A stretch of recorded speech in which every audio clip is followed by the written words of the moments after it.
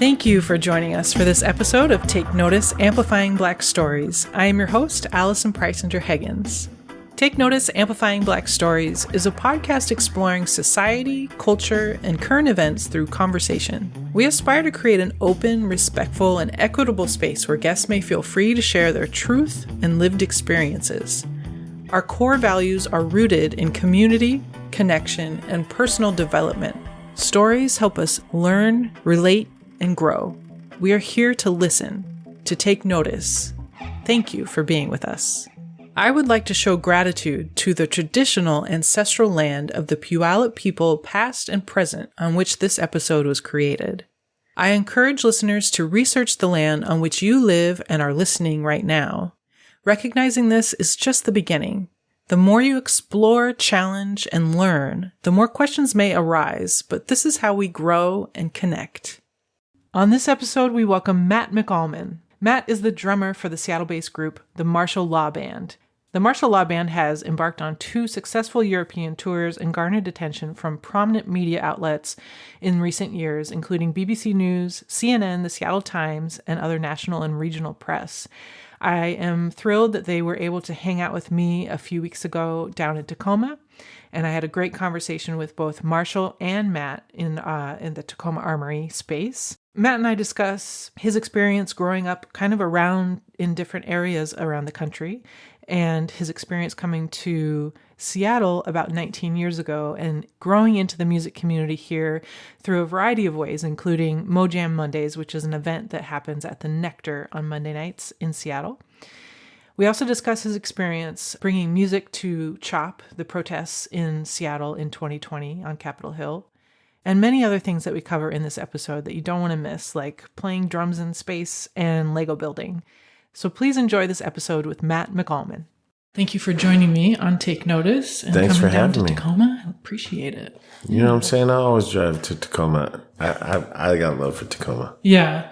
Did you grow up here or in Seattle or where did you grow up? I'm an import, so I've been in Seattle for 19 years this weekend. Okay. That's longer than a lot of people. This Fremont Friday is going to be my anniversary of my move to Seattle. So. Oh, sweet. Where'd you move from? I moved here from New York, moved there from Florida, moved there from Nevada, moved there from Hawaii, moved there from Nevada, moved there from New York. Oh, wait. So the beginning was New York? The beginning was New York. Okay. Yeah, you didn't even get lost. You know, like the little cup trick. I look at it. No, I see things in my brain that way. So you're kind of like did the whole circle around the country. I've been around. Yeah, I've been around. What part of New York were you born in? I was born in Long Island. Okay. And then grew up in Brooklyn, and then moved to Nevada. Grew up in Carson City, and then just started traveling. Went to Hawaii, back to Nevada, Florida, New York. And then my bass player from my high school band got into UW and was like, man, come to Seattle. You'll love it up here. Yeah. I've been here ever since. It's 19 years. I guess he was right. Yeah, that's awesome. What initially brought you to Nevada, that first move? My mom. I was like 5. You were young. Yeah. Okay. Was it like a job thing or? No, her family had moved out of New York to Nevada, so we just went to be close to family. To follow them. That's great. What'd your mom do when you were growing up? Mostly just went to school. She started teaching my freshman year in high school and will retire shortly. Oh, sweet. What does she teach? Over the years, she's taught a lot of things. She taught math first and then got certified as a sign language interpreter and then started teaching a sign language class and created like a whole curriculum for that. Oh, cool. And then now she's the dean of students. And in this area or in Nevada? In Nevada. Okay. That's awesome. So she would teach like college? She's high school. She also taught at the college, the community college as well. Wow. And ASL, I've been interested in learning that. That's really cool. God's funny jokes. She's like going deaf now as she's getting older, which is she's like totally fine with. She's like, I'm set. I've been planning for this. Do you understand ASL then, or no? I mean, I can just get by and let people know that like my mom's a teacher and hey, how are you? And you're not alone. Nice. But by no means do I speak it as fluently as my mom or sister. Sure. Yeah, who else were you surrounded by growing up? I have a bunch of sisters. I have a stepbrother, a couple stepsisters as well, but I love them all very dearly. And we have grown up together since I was 11. You and your siblings? Me and all my other siblings, yeah. And we're all pretty close in age. My stepbrother and I are 6 months apart. Oh, nice. Depending on what month it is, my sisters are 2 ages or 1 age, but I have 3 sisters. So there's a set of twins, and my other stepsister is only 6 months apart from them. So sometimes they're all the same age, sometimes they're not. That's cool. So when people ask my mom, they're like, "Oh, how old are all your kids?" She's like, "What's today's date?" Right. Let us get the calculator out. Because I could have 5 children that are 2 ages, or I could have 5 children that are 4 ages, and people are like, "What?" Hold on. That's awesome. Are your siblings all in Nevada, or are they they're everywhere? all over the place. My brother is in New Mexico. One of my sisters is in Arizona. One's in DC. One's in Connecticut. One's in Nevada. And then I'm up here in Seattle. Nice. Yeah. So it's hard. We pretty much got the whole map covered. You know what I'm saying? You're good. Yeah. And when you want to go visit somewhere, you're just like, all right, I'm coming. I'm like, yo, I'm pulling up with the band. We're all going to crash at your house. All right. Oh, there you go. That's why they live everywhere. Strategically planning. I love it. That's so smart. So for you, when did music come into your life? Because you're a drummer. Yeah. Do you play other instruments as well? I'm blessed to have all these guys around. I know how to make everything make noise. I can, you know what I'm saying? Mm-hmm. But I would be amiss to say I play anything compared to them. I just play the drums. Sure. When did you get into drums?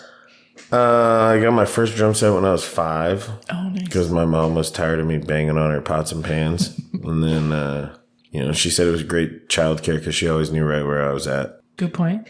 I like it. So it's just always been a part of me growing up. I played the clarinet in elementary school and middle school. And then as soon as I could get my hands on a drum set, I never looked back. That was it. Nice. Do you feel like clarinet helped you realize how much clarinet sucks?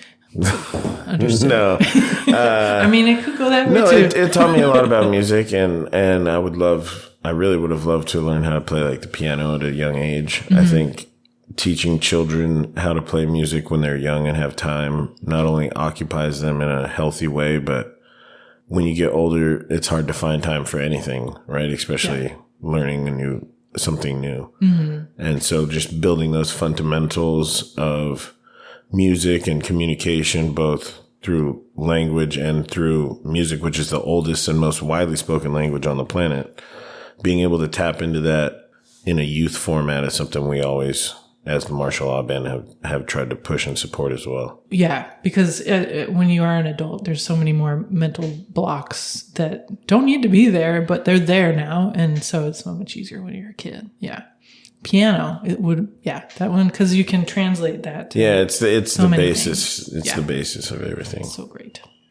So after Nevada, Nevada the first time, or were you there more than once? Yeah, so I was living in Nevada. I graduated high school, moved to Hawaii for a little bit, moved back to Nevada, and then just really hated where I was living. Mm. I just always knew the world was gigantic, and I wanted to see all of it and be a part of it. And where I grew up in Nevada, in Carson City, it's changing slowly, but it's never going to change. Mm-hmm. So it's nice. It's always home. Mm-hmm. It's great to go back and visit, but I love being a member of the great big world. Mm-hmm. I agree. I grew up out here and I still feel that way, even though it's beautiful here and I love coming back, but there's so much out there. Why would you just stay in one spot? At least for me. But that's what I'm saying. Totally. So did you, after high school, so were you in bands and stuff in high school? Yeah, I was in bands, recorded my first album in high school. Nice. Been chasing the music passion since forever. Mm-hmm. So what kind of projects and stuff did you do post high school, and did you go to college? Yeah, I went to college all over the place in Nevada, in Florida, in New York, here at Seattle Central. Oh, okay. And then my drum instructor was like, what other classes do you want to be taking? Are you taking? And I was like, I'm taking the absolute minimum requirements in like as many music classes as possible. And he was like, just keep practicing and go pursue it if you want to pursue it. Mm-hmm. Like, if you want to be a gigging musician, go start gigging. Yeah. And I was like, that's for sure what I want to do. Mm-hmm. And so I took a bunch of business classes because I was interested in that. And I wanted to learn how the music business worked. Mm-hmm. And then I like making money. I love playing music. I get ecstatic when I get to do both of those things at the same time. Totally. Were you similar to me to where you had to do a bunch of other non-music related jobs, or were you gigging pretty quickly and getting work that way? It was actually really hard for me to find work in New York when I was gigging as a drummer because I was under 21. Oh. So there's a lot of like opportunities, and bands were like, yeah, dude, let's do it. And I wouldn't be able to get into the club or something. Mm-hmm. And they wouldn't even let you in for the gig, right? In New York, this is pre-COVID New York, they were stingy. This is the way it is. Okay. And being out here, when I moved out west, I had my bass player, and him and I had a project we were starting. And then while he'd be in school, I'd be working or just meeting new people and be like, hey, you play music, let's play some music. And one day I was working a non-music job, and was walking down the street and seeing Mo of MoJam Monday. Oh, yeah. Mm-hmm. And she was like, asked me if I played music. I told her I did. She immediately walked me inside, got me on the drums next, started ripping, started coming regularly. And that's when I started meeting the boys. And Evan, the bass player, and I used to play in a band together, and we were touring, and he came back and calls me one day and says, hey, you want to play with this band I'm in? I said, man, say when and where. And, Marshall, I've been rocking ever since. That was it. So that's nice, though, that you've kept the non-music to a minimum, it sounds like. Yeah, especially this last year, I've been blessed to position my life to a point where I play with a lot of people around town now. And they all know and respect that martial law band's my first commitment. But as much as I can, sometimes as many as 3 times a day last weekend, nice. I play with a bunch of really talented artists all around the city. Oh, that's great. Yeah. And knowing, if I understand right, I mean, finding a good drummer and percussionist is apparently we're in high demand, you know? Yes. It can be tricky. Or one that's available, because if they're, anyway, at least in this area, it seems like. Drums are a crucial part of any band's sound, as is the bass player, as is the relationship between those two instruments. You can make or break a lot of things with that. Yes, yeah. What kinds of things? So you were with the band during the protests and things like that as well? I've been with the band since we've been the martial law band. They were the Marshall Mung and the Mung Stars, I think was their name before me. And ever since I've been in the band, it's been martial law band. Yeah. What have been some of your favorite experiences or tours or? I really love when we go anywhere together. We're generally, as a band, we're larger than most people, which is great. When we walk in a room, we at least got 3 to 5 inches on everybody in the room. Oh, really? But we're also a really good time.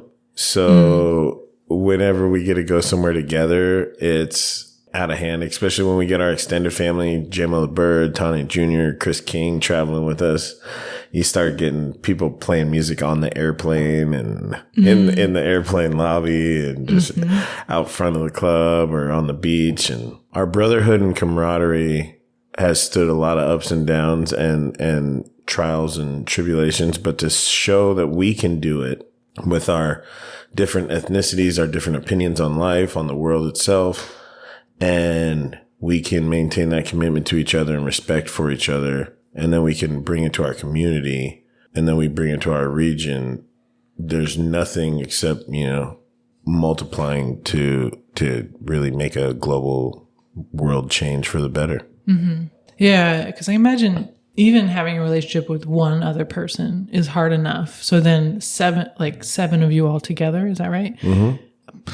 It's like, well, I guess, families are that big. I'm just thinking through this, like, creatively and logistics wise and all those things. Like, that's a lot of work to, if people are on the same page, that many people to get together multiple times a week, right. Schedule wise. Yeah. Look at yourself in the mirror and ask yourself how often you get together with your one friend, right? Let alone 6 of the same friends regularly with a multiple times a week commitment. Totally. You don't got any friends like that. No, so you're in a band if you got friends like that, exactly, because it's a different way of life. Like we're connected to each other. Those are my brothers for life.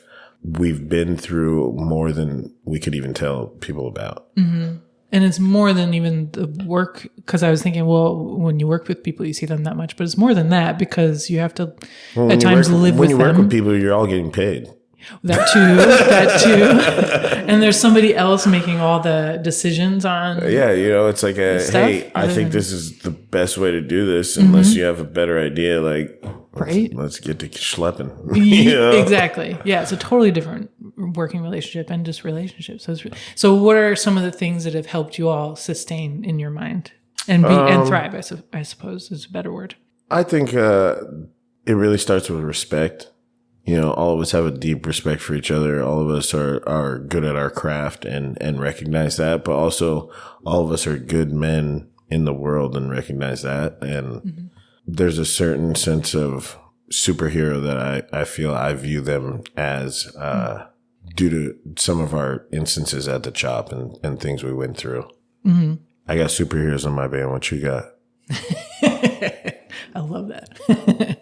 Can you describe that a little bit more? Like some of those experiences? There was a point when the tanks are coming down the road, the police are coming down, shooting tear gas at people, and people are running like, yo, we got to get out of here. And I have a drum set. We have a stage. Like, we have amps. We're not running anywhere. It's going to take me 45 minutes to get out of here on a good day. Mm-hmm. Like, we're not running anywhere. So, like, we don't have another option. And I turned and checked for Marshall and I checked for JMO, our Samoan band brother.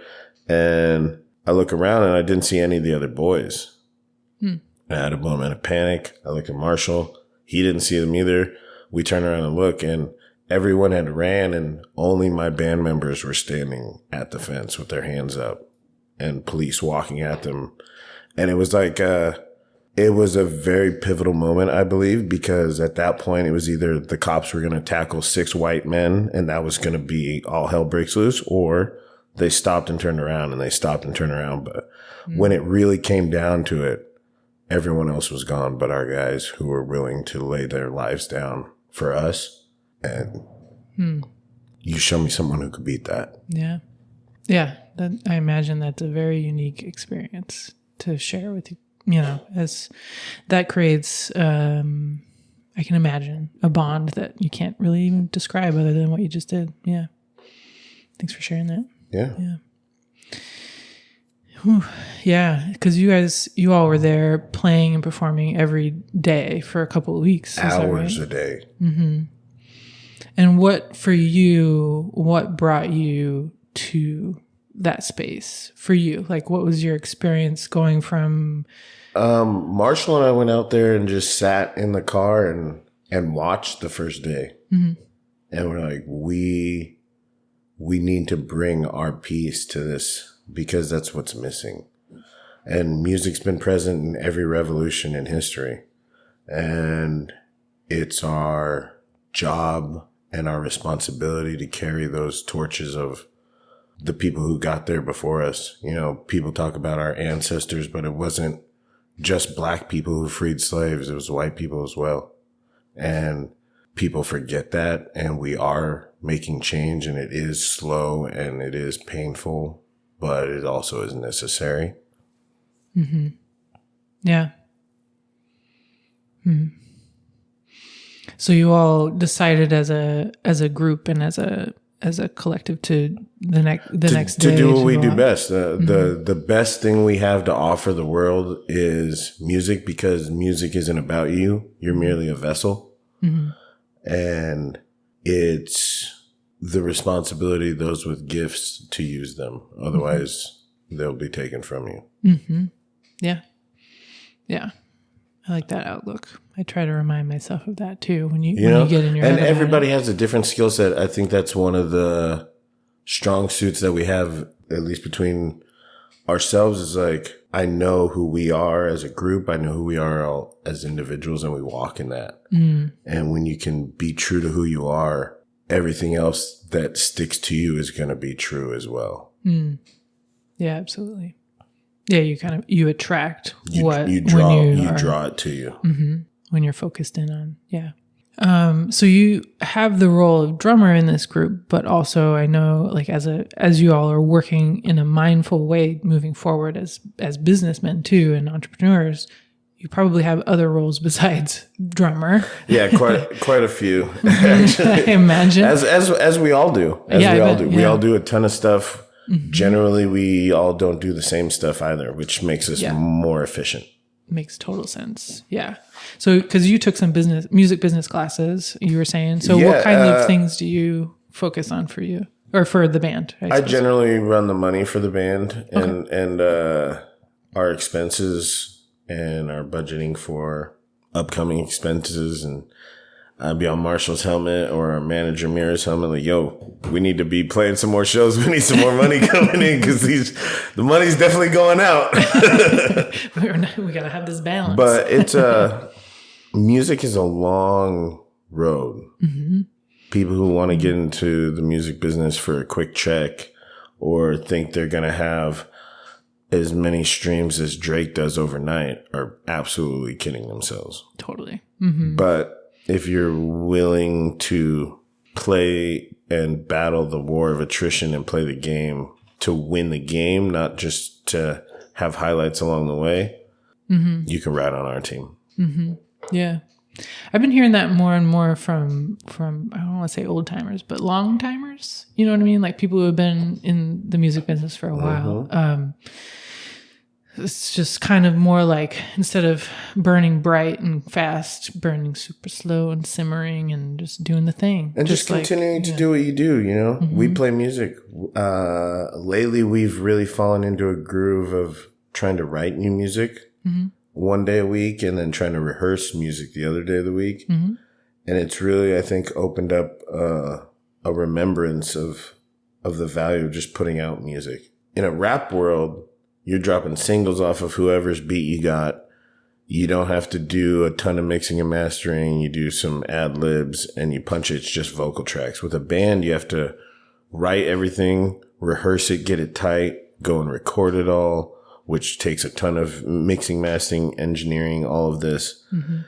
And then you have to repeat.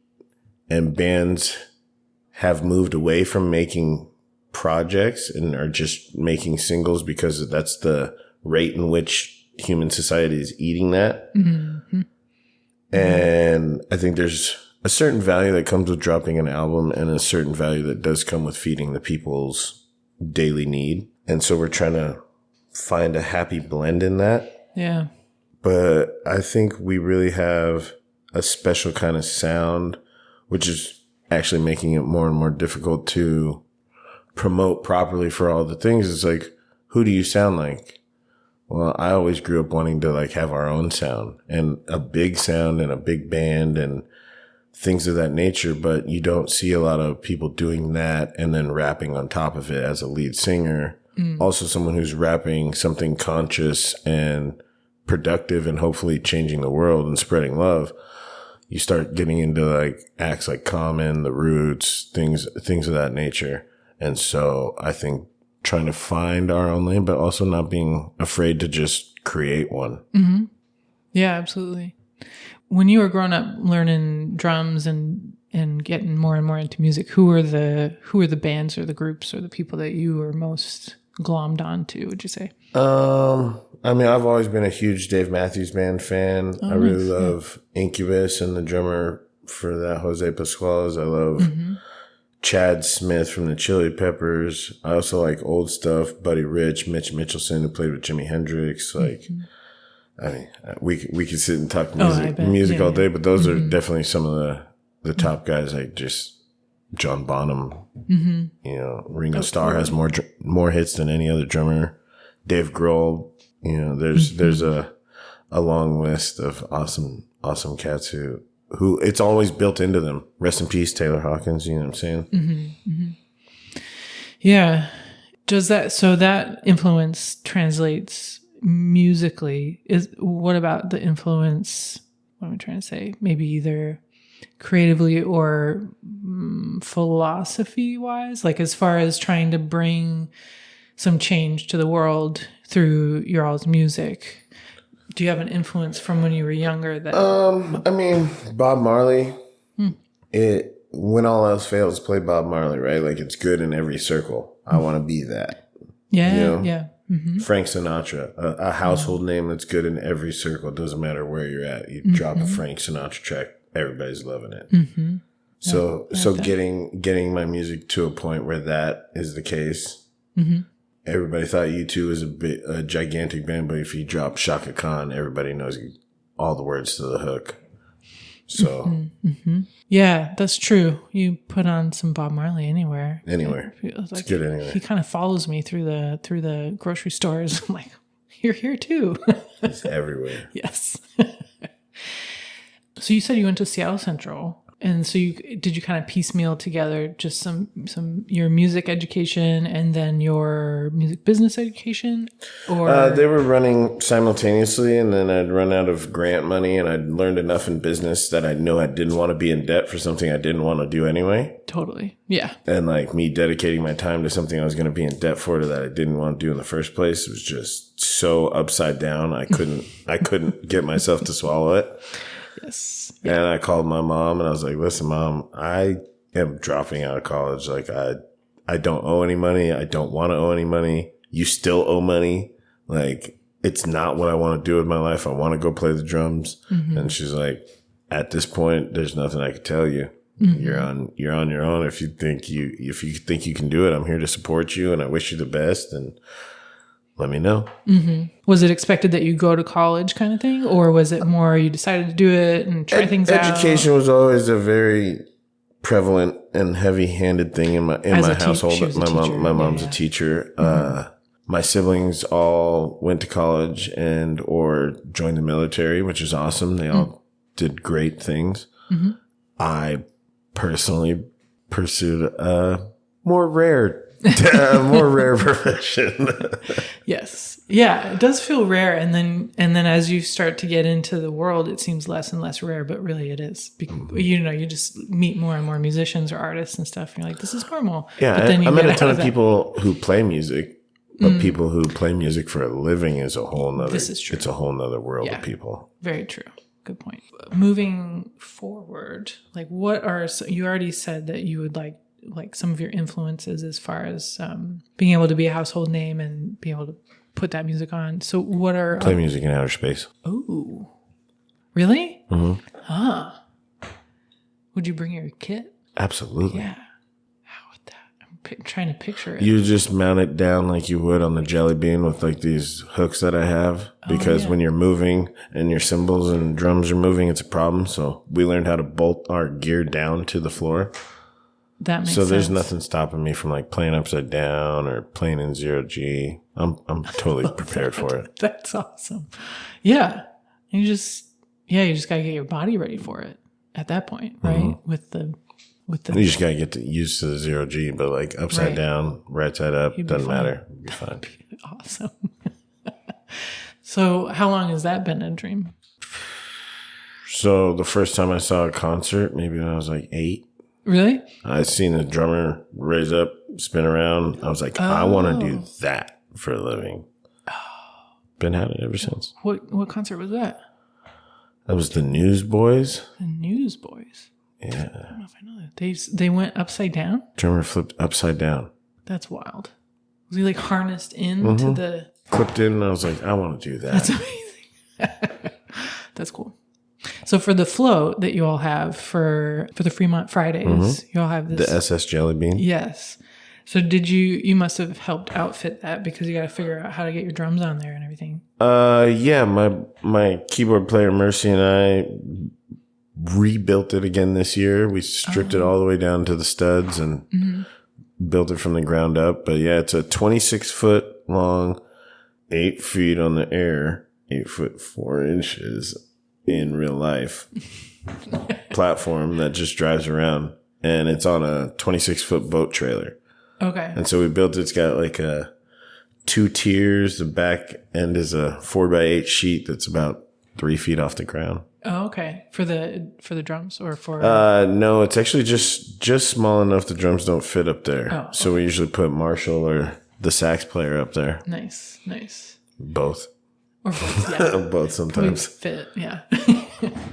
So for your drum set on there, do you have a like fixed hardware on the float that you? So I just have regular hardware like any other drum set, but then I just got some C bolts or like C clamps, and then we just screw it down over the legs, and it just holds it in place. Okay. But it's like screwed into the wood frame of the actual jelly bean. So you need a drill to be able to get yourself out of there. Yeah. Mm-hmm. Once it's in, it's like in until you take it out. Mm-hmm. Yeah. Well, that's good. Awesome. I'm trying to picture it all in my head because I don't think I've seen any images of this yet. So I'm gonna look this up and potentially see you all with this. Yeah, you should definitely pull up and see the jelly bean in action. It's a force to be reckoned with. It sounds like it. I love it.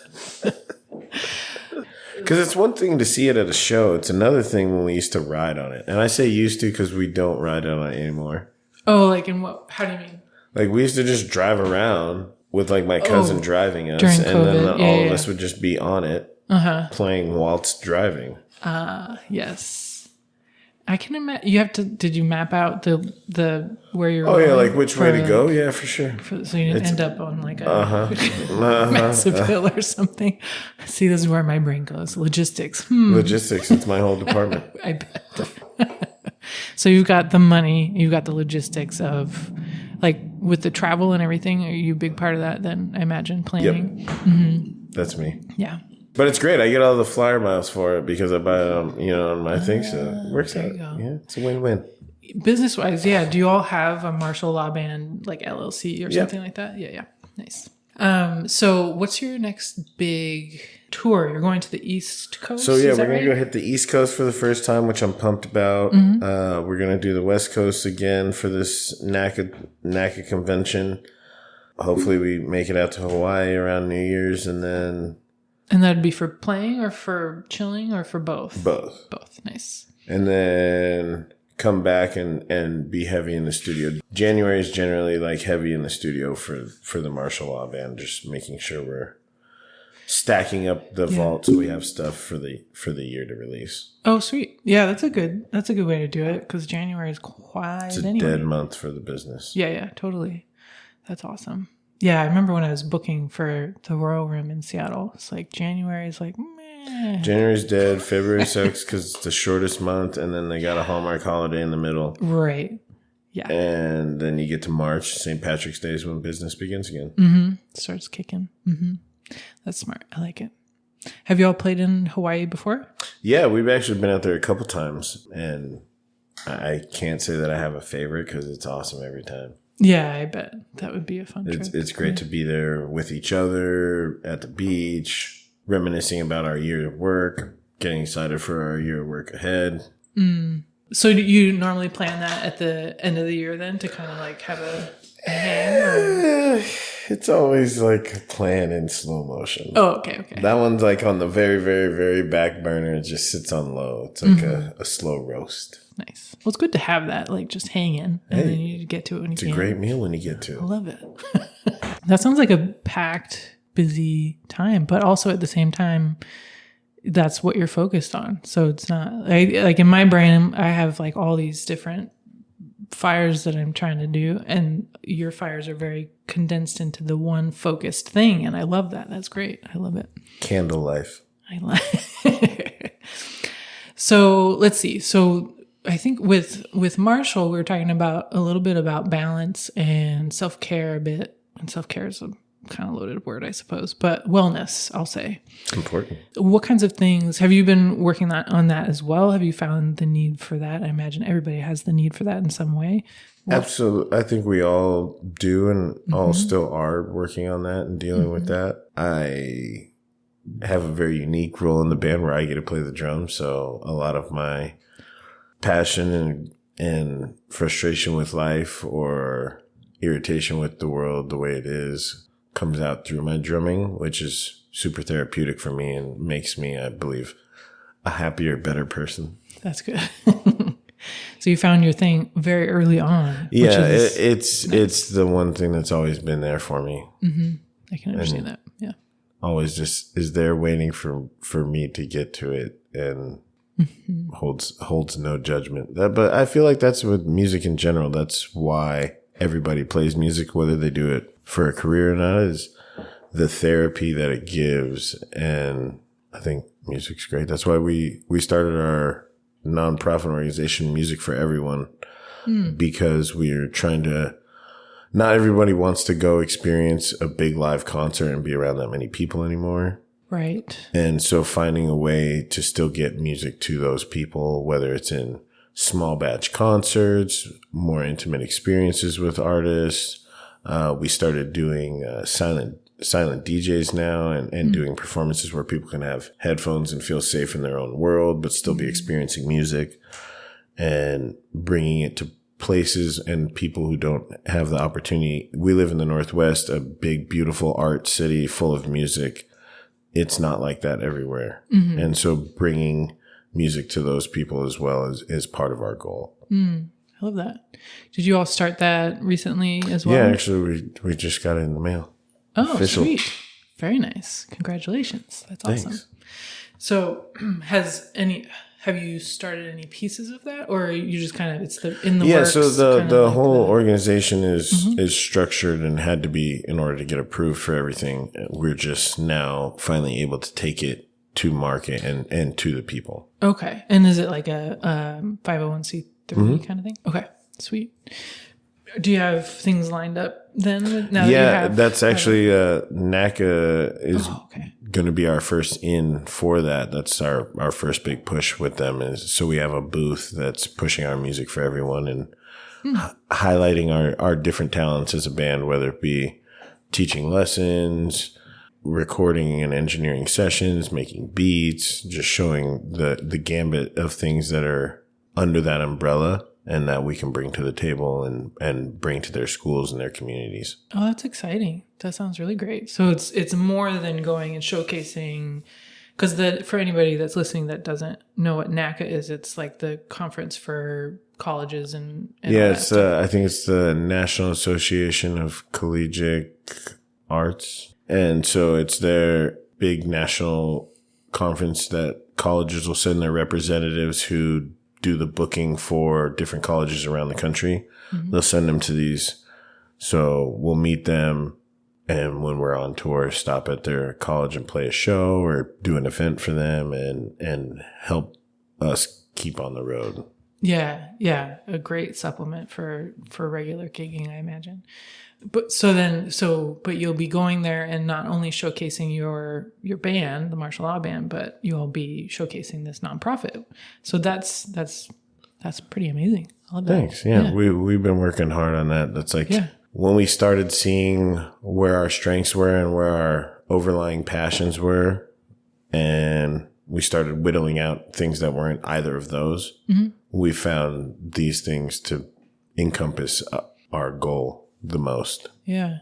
I think that's great too, because a lot of times people or younger people or people that don't know the music business so well, they see it from a different view than musicians that are in it, or art or dance or whatever it is. The world around it has changed so much to where you're not just going to go get signed somewhere, and you have to have all these pieces of your career that you're building. And so you going to these spaces and going to schools and everything and kind of showcasing that, like the 7 of you have all these different hats that you're collectively working on together to create careers for yourselves and to support other people. Yeah, and pave a way for the Northwest to be shown some love and respect in the greater musical community. It's just, it's such a far out of the way city when you're booking a tour that it gets left behind often. Yeah. Yeah. I have noticed that with some things. We've got, unless folks are hitting like Vancouver, Portland, maybe Boise's been a thing lately, seems like. Yeah, we were out there for Tree Fort. Yeah, that's right. I haven't been there, but I keep seeing it. It was a great time. We had a blast. Really cool one. Nice. Yeah, that's awesome. Yeah, because I think maybe in my conversation with Marshall, we were talking about, do you all move to Nashville, to LA, but I think you all have such deep roots here at this point that it makes sense. Yeah, we all love being from Seattle. We all love living in Seattle. We all hate that we have to travel from Seattle to go tour.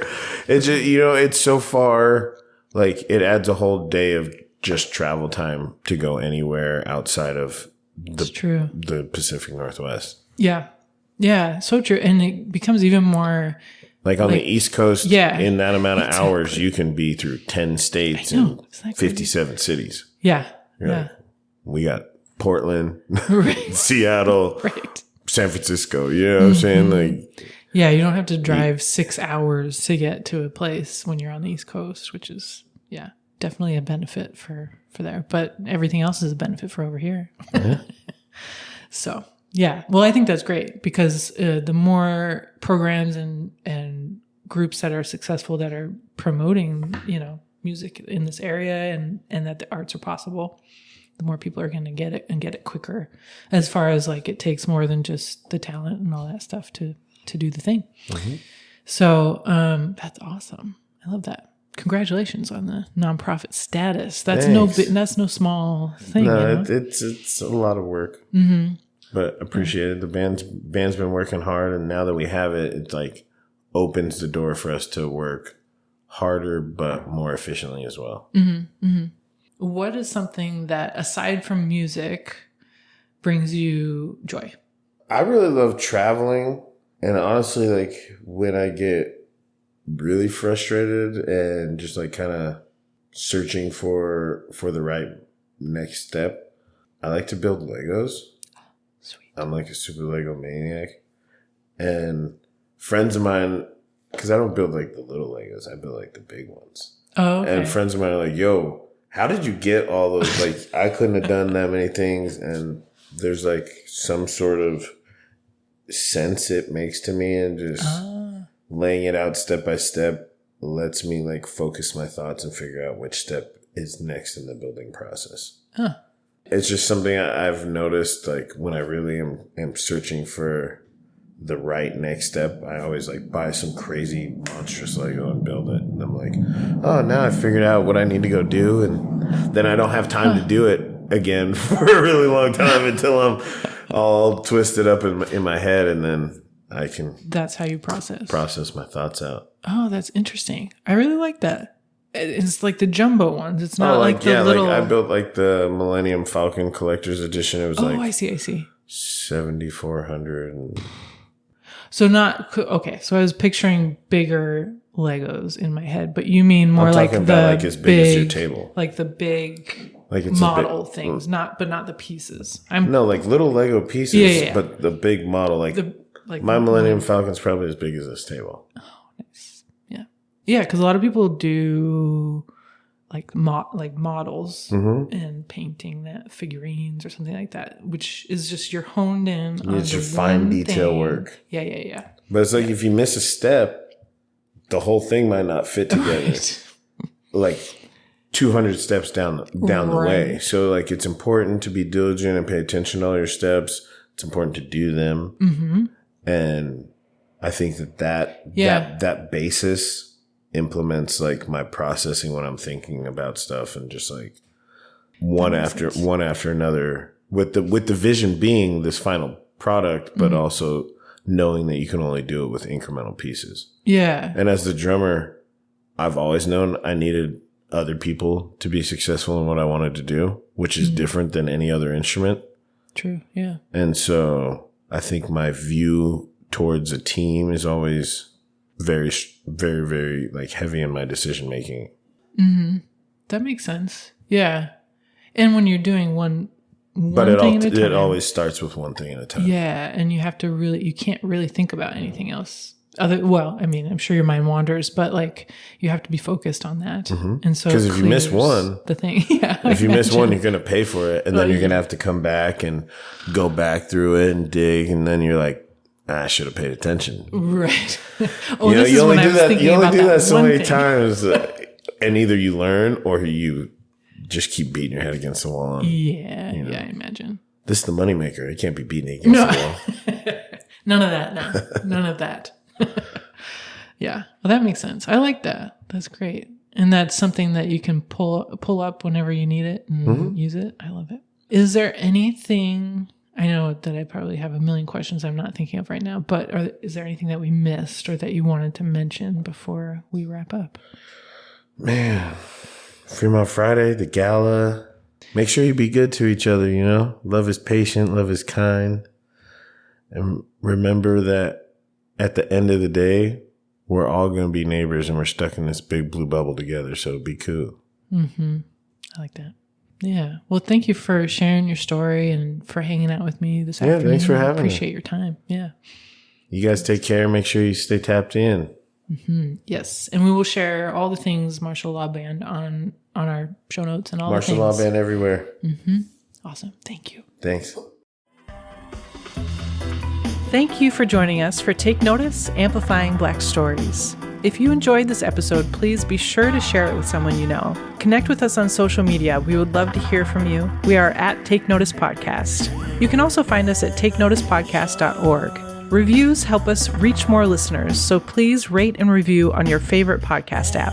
Take Notice, Amplifying Black Stories is produced, hosted, and edited by Allison Preisinger Higgins. Music by Version Big 5 featuring Darius Higgins. Thank you for being with us, and thank you for taking notice.